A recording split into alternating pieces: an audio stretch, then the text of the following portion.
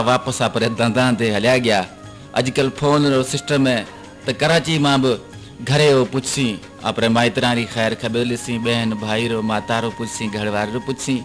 अन कराची मां नई शादी थियल एक दिकरो अपनी मां ना जीजल मां ना पूछे तो अम्मा दे खबर घरे सब खैर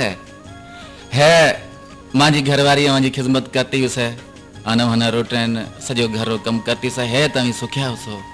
है मां वो ना फोन ते सुनायो मज़ा एक शायरी है पर हकीकत शायरी है। लिखे तो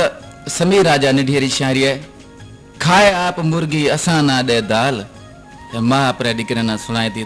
दिकरा तांजी बहू खाए आप मुर्गी दे असा ना दाल अरे दिकरा ए आई तांजे डोसी रा हाल मथे दी मुड़ेरो उठिए ऊंग मां मथे दी मुड़ेरो उठिए ऊंग मां वडेरी न वांदी थे मेकअप मां अदाकारा रे जी जिकरा स्टाल दिकरा ए आई हाल सजो डी मोबाइल ते जोए फिल्मी गाना बीजो हणे रुगे मिसकाल आवाना सजो डी मोबाइल ते जोए फिल्मी गाना बीजो हणे दिकरा मिसकाल आवाना मथे मी सूडरो करे रुगो दाल दिकरा ए आई हाल 60 दफा कयो समीर ना कर पासो येरो 60 दफा कयो समीर ना कर पासो येरो गले में पै जासे हासो येरो मनु कोन मांजी लाखीना लाल दिकरा ए आई हाल।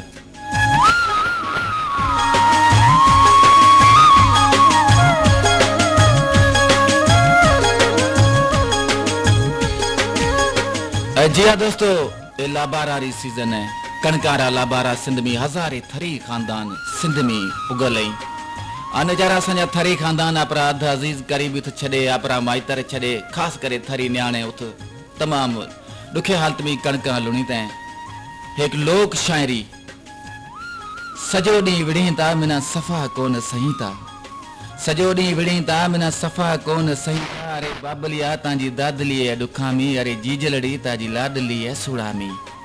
रूपीणारी लालच में मिना परदेस पढ़ण आई रखे मान माइतना रो हेकली हली आई